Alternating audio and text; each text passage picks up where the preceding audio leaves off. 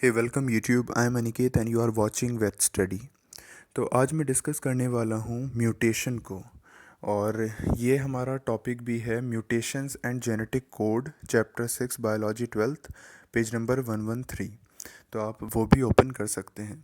इस particular video के अंदर मैं म्यूटेशन के बारे में डिस्कस करूँगा और म्यूटेशन के साथ साथ म्यूटेशन का जो एक टाइप है जीन म्यूटेशन, उसको मैं डिस्कस करूँगा।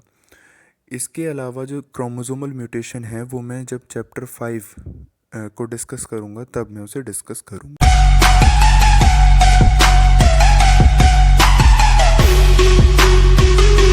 तो चलिए शुरू करते हैं। तो जानते हैं म्यूटेशन एक्चुअल में है क्या। तो म्यूटेशन हमारा कोई भी चेंज है। और अगर मैं बात करूं फिर जेनेटिक म्यूटेशन की, तो जेनेटिक म्यूटेशन हमारा कोई भी चेंज जो जेनेटिक मटेरियल के अंदर हो रहा है उसे हम क्या बोलेंगे, जेनेटिक म्यूटेशन, या फिर सिंपली म्यूटेशन भी बोल सकते हैं। अब म्यूटेशन जो ये टर्म है, ये कॉन्सेप्ट दिया गया हमारा ह्यूगो डेवरिस ने, ठीक है। और ये कॉन्सेप्ट इन्होंने दिया बट इसे फर्स्ट ऑब्जर्व करा था सेत व्रित ने, ठीक है। इन्होंने एक एनकन शेप के अंदर इसे ऑब्जर्व करा था। एक्चुअल में हुआ क्या था कि आपको पता है जो शीप्स हैं उन्हें फेंस के अंदर रखा जाता है। तो उन्होंने देखा कि सारी जो शीप्स थी जिनकी बड़ी लेग्स थी वो उसे जंप करके वो चली गई। बट एक शीप जो थी वो जा नहीं पा रही थी क्योंकि उसकी लेग्स जो थी वो छोटी थी। तब उन्होंने इस चीज़ को, इस चेंज को सबसे पहले ऑब्जर्व करा और ये म्यूटेशन कॉन्सेप्ट आया।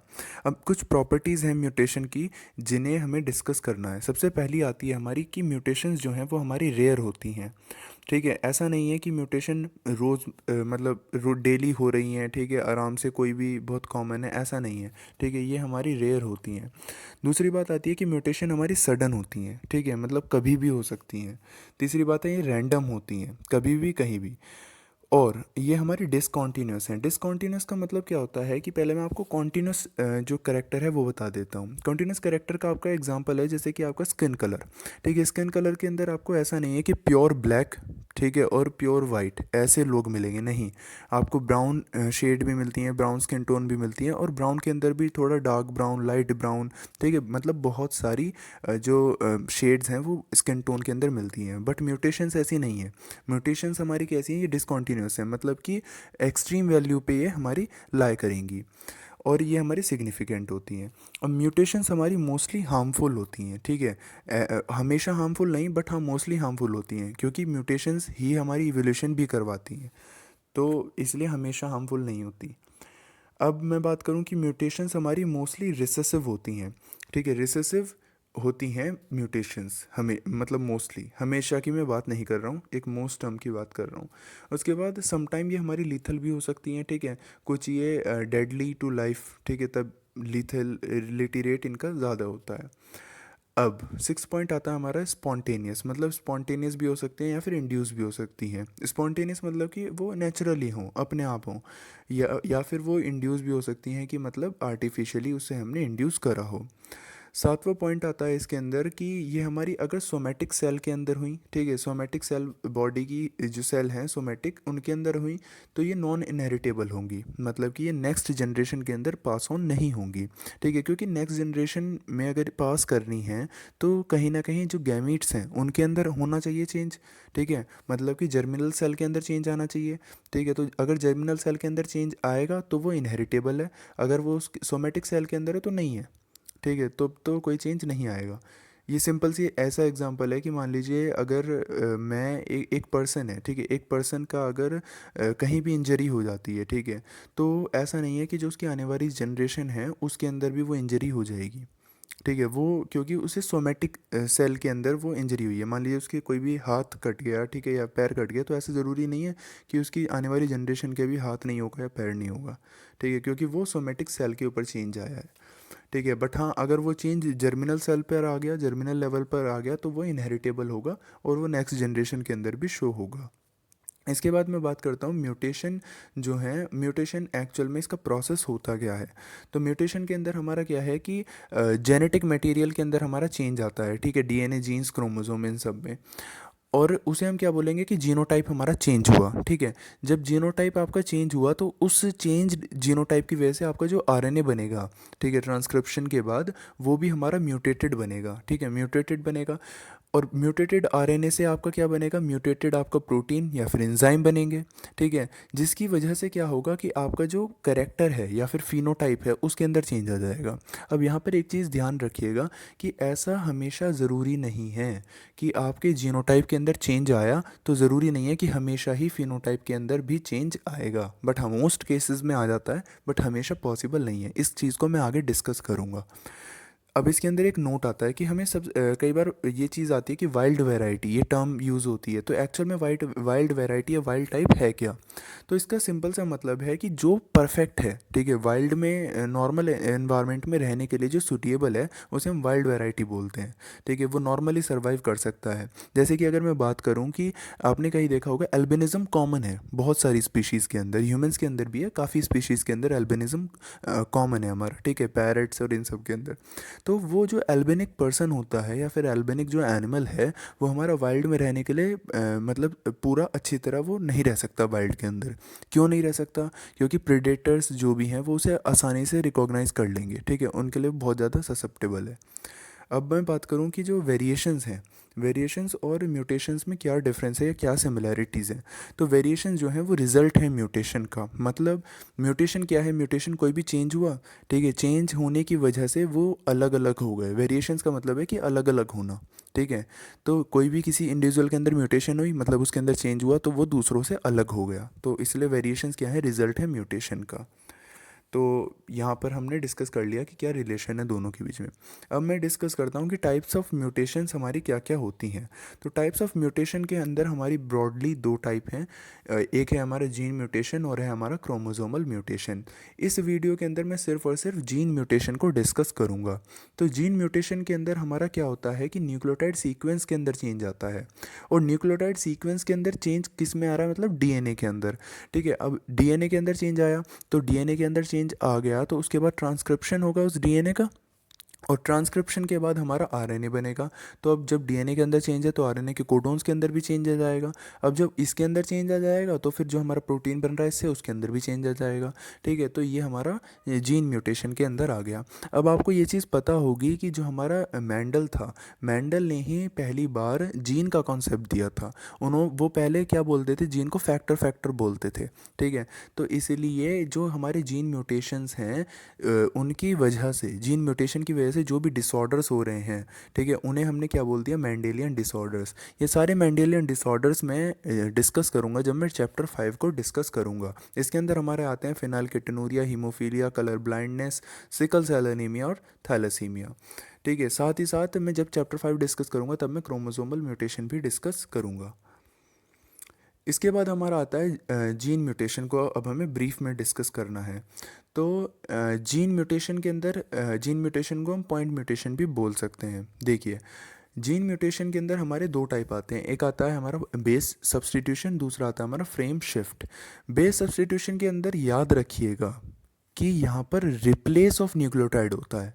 रिप्लेस ऑफ न्यूक्लियोटाइड मतलब कि एक जाएगा दूसरा आ जाएगा, सब्सटीट्यूशन का मतलब ही ये है, ठीक है, कि एक जाएगा और उसकी जगह दूसरा आ जाएगा, जिसकी वजह से कोडोन के अंदर चेंज आ जाएगा और अमाइनो एसिड के अंदर चेंज आ जाएगा, ठीक है। बट अगर मैं बात करूँ फ्रेम शिफ्ट की, तो फ्रेम शिफ्ट के अंदर ऐसा नहीं है कि एक जाएगा एक आ जाएगा। इसके अंदर क्या होगा, इसके अंदर जो है वो तो रहेगा, ठीक है, उसके अंदर या तो एक चीज़ ऐड हो जाएगी या फिर उसी के अंदर से कोई चीज़ निकल जाएगी, ठीक है। मतलब कि इसके अंदर रिप्लेस हो रही है और इसके अंदर या तो कोई चीज़ ऐड हो रही है या फिर निकल जाएगी। इस चीज़ को मैं और डिस्कस करता हूँ।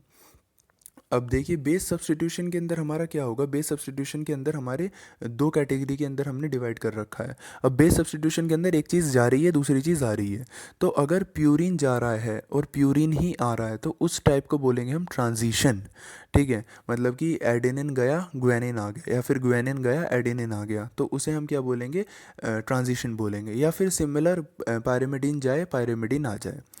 वहीं पर अगर मैं बात करूं दूसरा टाइप, वो है हमारा ट्रांसवर्जन। तो ट्रांसवर्जन के अंदर हमारा क्या होगा कि प्यूरिन जाएगा और पायरिमिडीन आ जाएगा, ठीक है। मतलब कि ए या फिर जी में से कोई जाएगा और टी या फिर सी में से कोई आ जाएगा, ठीक है।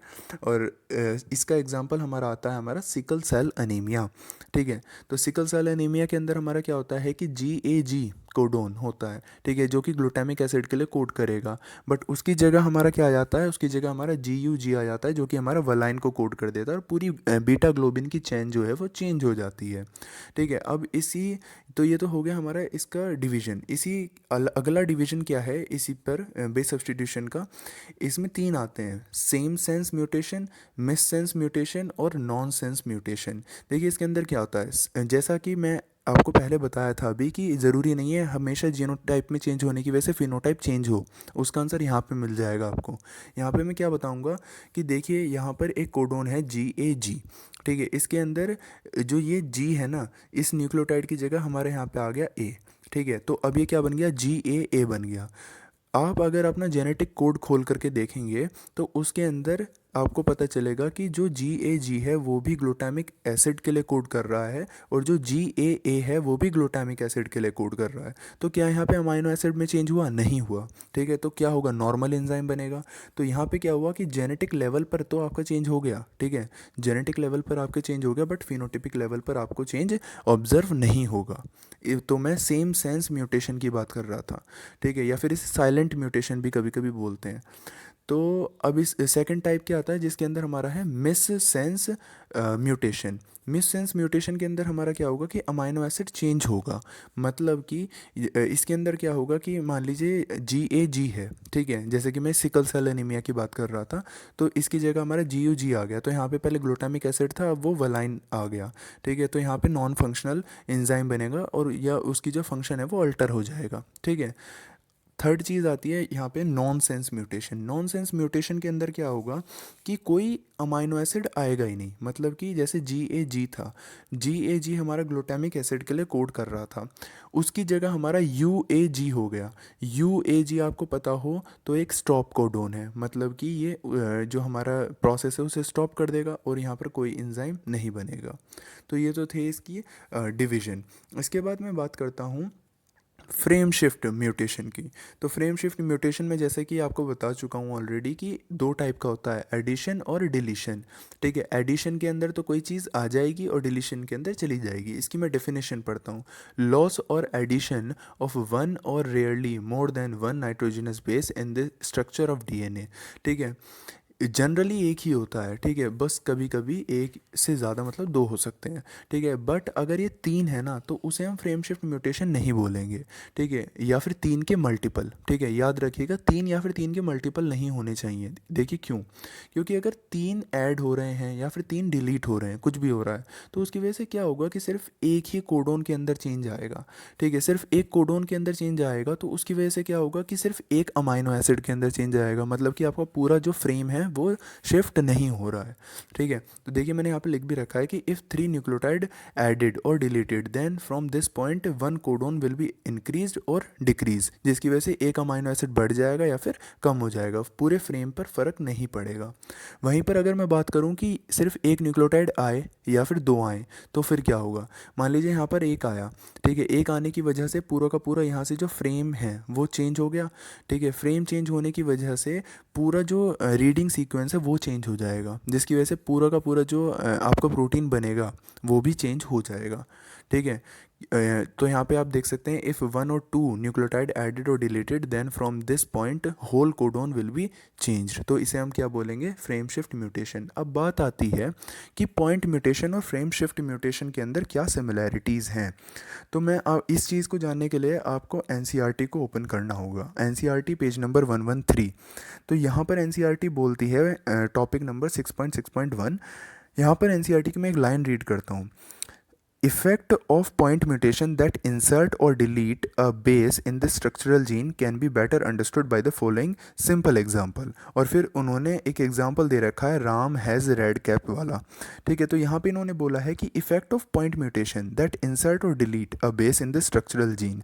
इसका मतलब क्या है कि पॉइंट म्यूटेशन का वो इफेक्ट जो कि इंसर्ट कर रहा है या फिर डिलीट कर रहा है, ठीक है, स्ट्रक्चरल जीन में से। आपको पता है स्ट्रक्चरल जीन का ही ट्रांसक्रिप्शन होता है। तो यहाँ पर ये चीज़ समझ में आती है कि इंसर्शन और डिलीशन भी हमारा पॉइंट म्यूटेशन के अंदर ही आ रहा है, ठीक है। और इंसर्शन और डिलीशन या फिर एडिशन और डिलीशन हमारा क्या है, वो हमारा फ्रेम शिफ्ट है। तो यहाँ से ये चीज़ कंक्लूजन ये निकल के आया कि जो हमारे फ्रेम शिफ्ट हो रहा है ना, उसका कॉज कौन है, मतलब वो करवा कौन रहा है, वो पॉइंट म्यूटेशन करवा रहा है। तो इसका मतलब फ्रेम शिफ्ट मतलब पॉइंट म्यूटेशन का इफेक्ट है हमारा फ्रेम शिफ्ट म्यूटेशन, ठीक है। तो आपको यहाँ पे ये चीज़ मुझे लगता है क्लियर हो गई होगी। तो और पॉइंट म्यूटेशन का अगर मैं एक एग्जांपल बताऊं, टिपिकल एग्जांपल, तो वो हमने सिकल सेल एनीमिया डिस्कस कर लिया था, ठीक है, जहाँ पर हमारा ग्लूटामिक एसिड की जगह वेलाइन आ जाता है। बट अगर मैं फ्रेम शिफ्ट की बात करूँ तो यहाँ पे हमारा थैलेसीमिया एग्जाम्पल है। तो यहाँ पर हम एंड करते हैं जीन म्यूटेशन का, और नेक्स्ट वीडियो के अंदर मैं डिस्कस करूँगा next topic from the molecular biology, molecular basis of inheritance से ही। Thanks for watching my video. If you like, then please press the thumbs up and subscribe to Vet Study.